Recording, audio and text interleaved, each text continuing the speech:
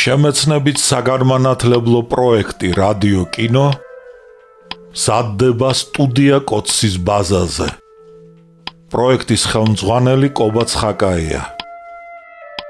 პროექტის რედაქტორი ნინო ჩხიკვიშვილი.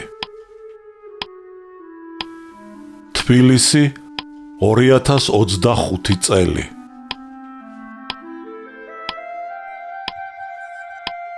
ალექსანდრე ქუთათელი, პირისპირ, რომანი 2 ტომად და 4 წიგნად.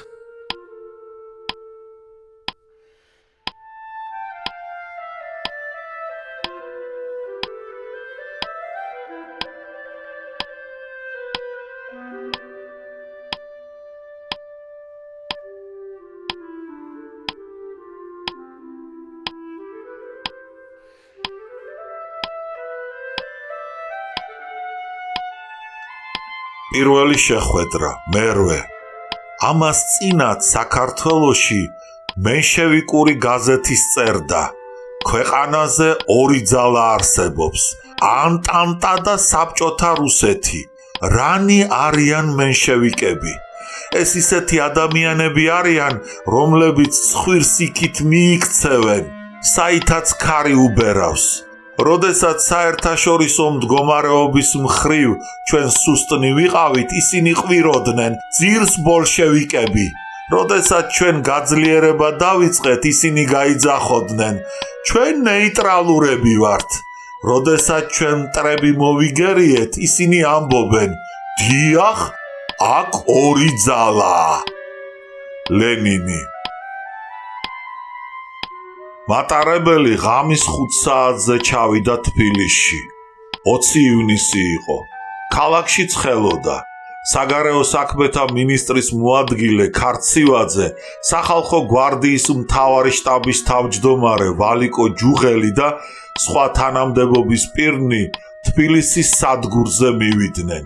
მათ არ მოეწონათ, როდესაც სადგურის მოედანზე და ბაქანზე კიროვის შესახვედრად მოსული მუშები დაუხვდათ და საგანგებო რაზმის უფროს კედიას მათი გარეკვა უბრძანეს. მალე საგანგებო რაზმის თანამშრომლებმა და მილიციელებმა მუშები სადგურიდან გარეკეს. მატარებელი ჩამოდგა.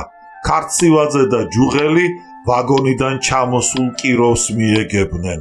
ხელი ჩამოართვეს და გაუღიმეს, მაგრამ როდესაც ბაქანი დიპლომატიური კორპუსის თანამშრომლებით მაღალი, ქერა და წითური კაცებით აივსო, ღიმილი უმალვე გაუქრათ მათ სახეზე. კიროვს მთელი დივიზია ჩამოუყვანია მოსკოვიდან, უჩურჩულა შეშფოთებულმა ქარცივაძემ ჯუღელს. ესენი უთუოდ ყველანი საგანგებო კომისრის თანამშრომლები არიან. ჩურჩულითვე მიუგო ჯუღელმა. მათი შეშფოთება, შიში და ეჭვი კიდევ უფრო გაძლიერდა, როდესაც კიროვის ვაგონიდან სერგო ქავთარაძე, ვანო მახათაძე და ნიკო გოცირიძე ჩამოვიდნენ. ჯუღელი გაფითრდა და ისევ წაშჩურჩულა ქარცივაძეს. მე ეჭვი არ მეპარება იმაში, რომ საბჭოთა რუსეთის წარმომადგენლობის სახით თბილისში საქართველოს რევკომი ჩამოვიდა. ის ეჭვი და შიში ელვის სისწრაფით გავრცელდა მენშევიკებს შორის. საგანგებო რაზმის გადაცმული თანამშრომლები კიროვს წარმომადგენლობის მუშაკებს გარშემო ერტყნენ და ამ წუთიდან დღედაღამს ვერავდნენ და ნაბიჯის თავისუფალ გადადგომის უფლებასაც კი არ აძლევდნენ. საგარეო საქმეთა მინისტრის მოადგილე ქარცივაძე მთავრობის სახელით მიესალმა კიროვს, როგორც დიდი ქვეყნის წარმომადგენელს.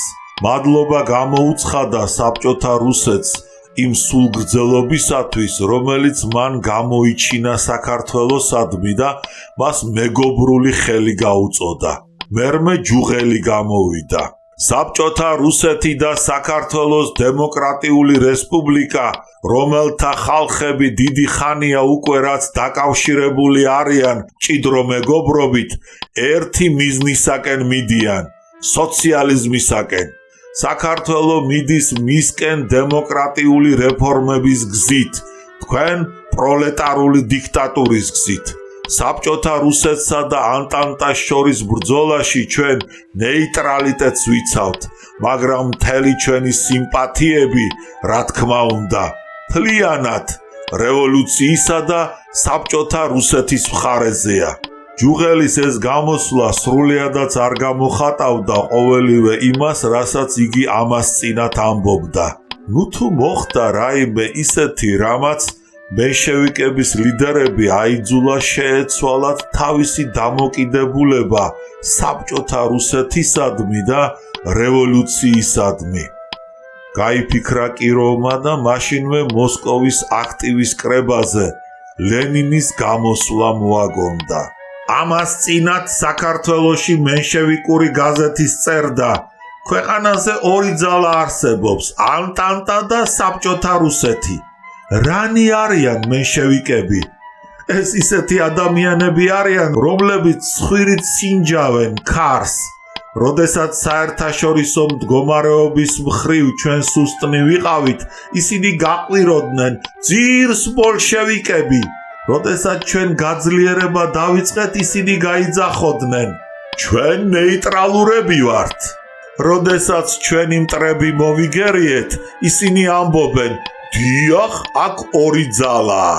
თავის საპასუხო სიტყვაში კიროვმა განაცხადა, რომ მისი გულწრფელი სურვილია საქართველოსა და საბჭოთა რუსეთს შორის მეგობრული დამოკიდებულება, ნორმალური ეკონომიური ურთიერთობა დამკვიდრდეს და დაეხმაროს ქართველ ხალხს გამოიყენოს თავისი უფლება თვითგამორკვევის საქმეში და თავის ქვეყანაში ისეთი წყობილება დაამყაროს, როგორცაც ხალხი თავისთვის მოისურვებსო. ადე ბიჭო, ტანთ ჩაიცვი. კიროვის შესახვედრად სადგურისაკენ უამრავი ხალხი მიედინება. ეძახოდა ციხის შემდეგ გამოჯანსაღებული ქუჩაში მდგარი მიტო კორნელის. კორნელიმ საჩქაროდ ჩაიცვა და ისინი სადგურისაკენ წავიდნენ. ქალაქში თითქმის ყველა მიცოდა თუ როდის ჩამოვიდოდა კიროვი.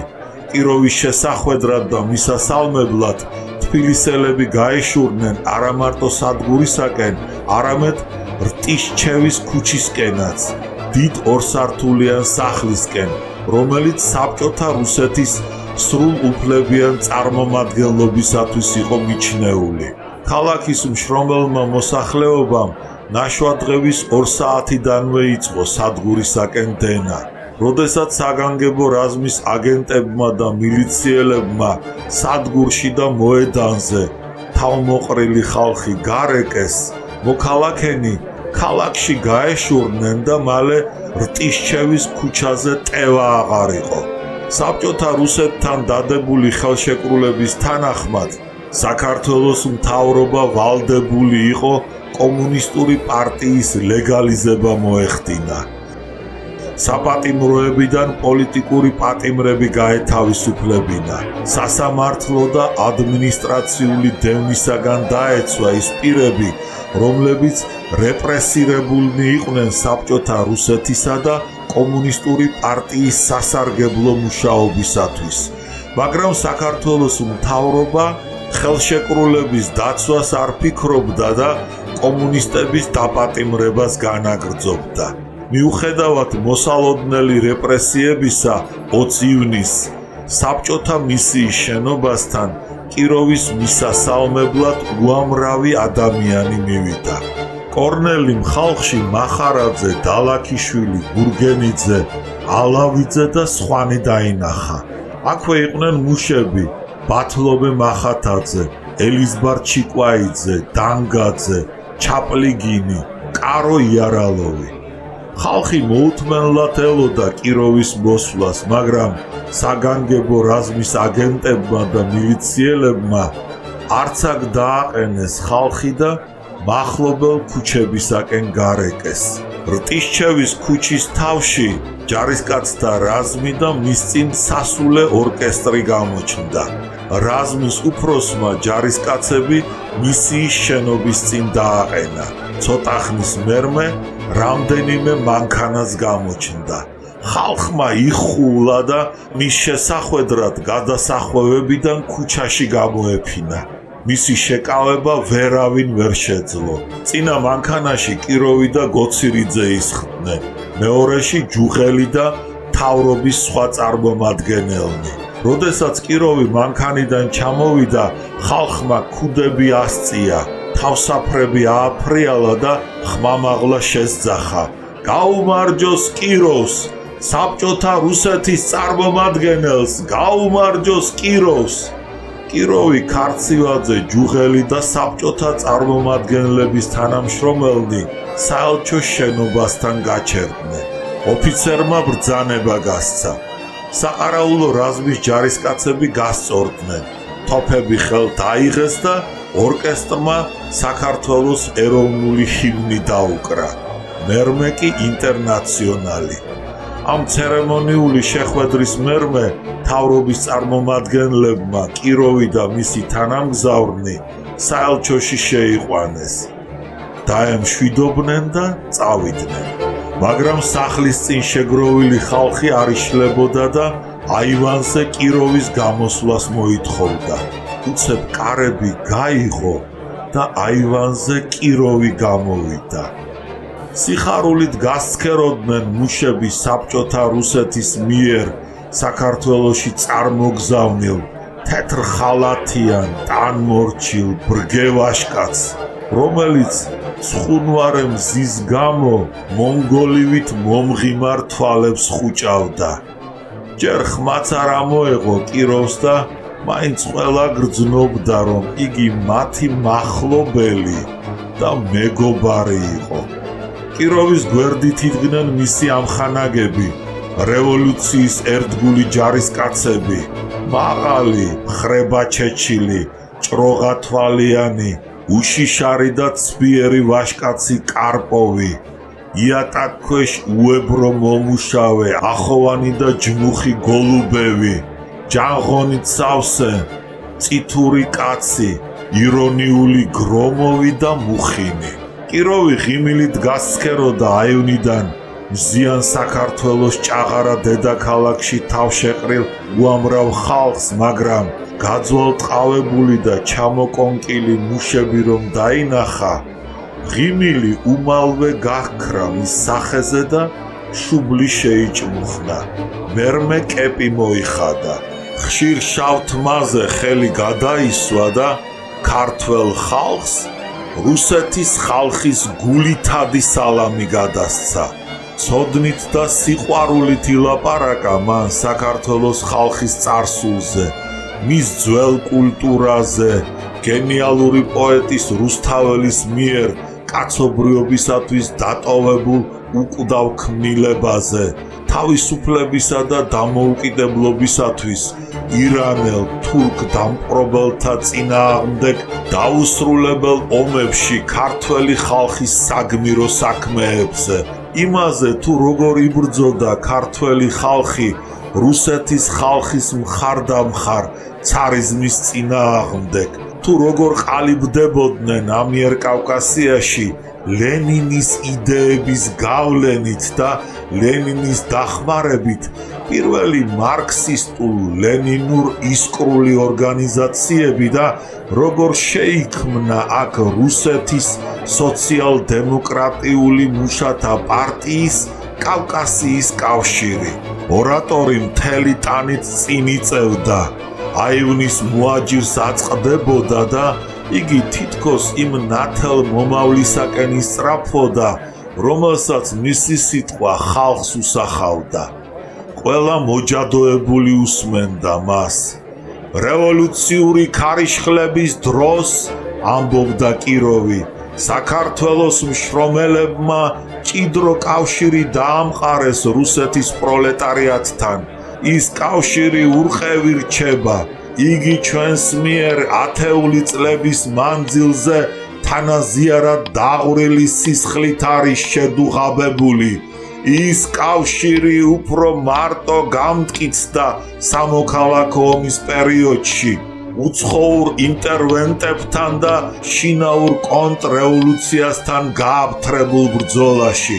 კიროვმა ნიღაბი ახადა და გააცამტვერა ის პროვინციული ცილისწამება და ჭორი, რომელსაც კონტრრევოლუციონერები საბჭოთა რუსეთზე ავრცელებენ. ამხანაგებო, მიმართა მან სიტყვის ბოლოს მქუხარეხმით ხალხს. ვერავითარი ძალა ვეღარ გათიშავს რუსი ხალხისა და მეფის ყოფილი რუსეთის სხვა ხალხთა მეგობრობას იმ ხალხთა, რომელნიც ერთი საერთო საქმისათვის იბრძოდნენ, ერთ დიად მიზნისაკენ ხელი-ხელ ჩაკიდებული ვიდოდნენ. პირველად კაცობრიობის ისტორიაში იქმნება ერების ურყევი თანამეგობრობა, რომელშიც აყვავდებიან დიდი და პატარა, თავისუფალი, თანასწორუფლებიანი ხალხები. დაე დღეს სიცრუე და ცილისწამება ფარავდეს დასავლეთ ევროპის მუშებისაგან რევოლუციის ამ უდიდეს მონაპოვარს, მაგრამ გწამდეთ, ხვალ ისინიც იხილავენ საბჭოთა ქვეყნის მანათობელ იმ მზეს, იმ დიად მზეს, რომელსაც ამიერიდან რეაქციონერების ვერავითარი ცდები ვეღარ ჩააქრობს. კიროვის უკანასკნელი სიტყვები მქუხარე ტაშმა დაჰბარა. კიროვი ანთებული თვალებით შესცქეროდა მის წინ შეგროვილ ზღვა ხალხს და მან დამტვრეული ქართულით მიმართა მათ. გაუმარჯოს პროლეტარიატს, პროლეტარებო, ყველა ქვეყნისა შეერთდით. მიტოს და კორნელის ტანში გააჟრჟოლათ. მათ სახეზე აღტაცება და გაოცება გამოხატულიყო. ყველამ, ვინც იმ დღეს კიროვს მოусმინა, სამუდამოდ დაიმახსოვრა მისი სიტყვები. კორნელი კიროვის პიროვნებით და სიტყვით მოხიბლული დაბრუნდა შინ. მას მოусმენია ჟორდანია ჩხეიძე წერეთლისათვის, ჟორდანიას ენაებმოდა. ჩხეიძეც მჭერმეტყველებით მაინც და მაინც ვერ დაიკვეხნიდა. წერეთელი კი მართალია მჭერმეტყველი კაცი იყო, მაგრამ რაღაც დუნეთ, ყრუ, დახშული ხმითა და უვნებოდ ლაპარაკობდა. თითქო გაზეპირებულ გაკვეთილს ამბობსო. იგი რუსული ცოდნით იკვეხნიდა, მაგრამ რუსი ხალხის ცოცხალი ენის სტიქიაში არ იყო შესული და ლიტერატურული ტრადიციებით იკვებებოდა. 7 კაბინეტიდან მოსული, მასებს მოწყვეტილი ორატორის სიტყვას პათოსი, გატაცება და გაბრაზება მხოლოდ მაშინ დაეტყობოდა, როდესაც იგი საბჭოთა რუსეთს ესხმოდა თავს. პეტროგრადიდან გამოქცეულმა წერეთელმა საქართველოს შეაფარა თავი. აქ მას საშუალება მიეცა კაბინეტიდან გამოსულიყო და მენშევიკების მიერ დამყარებული წესწყობილება ექო. მის მჭერმეტყველებას დამფუძნებელი კრების დეპუტატების მხოლოდ ვიწრო წრე აფასებდა. ფაბრიკა ქარხნებში და მუშათა აუდიტორიაში კი იგი იშვიათად გამოდიოდა, რადგან იქ მის სიტყვას გასავალი არ ჰქონდა. კიროვი სულ სხვა ტიპის ტრიბუნი იყო. უღარიბესი ოჯახიდან გამოსულს, ამ ჭეშმარიტ ბოლშევიკს მუშები ყოველთვის თავის კაცად თვლიდნენ. კიროვის სიტყვაში აზრთან ერთად დიდი გზნება იგრძნობოდა. მისი სიტყვა მსმენელს გონებას უხსნიდა და უკეთესი მომავლისათვის, სოციალიზმისა და კომუნიზმის დამყარებისათვის სამოქმედოდ და საბოლოოდ აღაგზნებდა. და აი კიროვის სიტყვის ჯადოსნურმა ძალამ კორნელიც მოხიბლა. კიროვმა თავისი სიტყვით თითქოს ფარდა ასწია და კორნელის მისთვის უცნობი და სრულიად ახალი სამყარო დაანახა.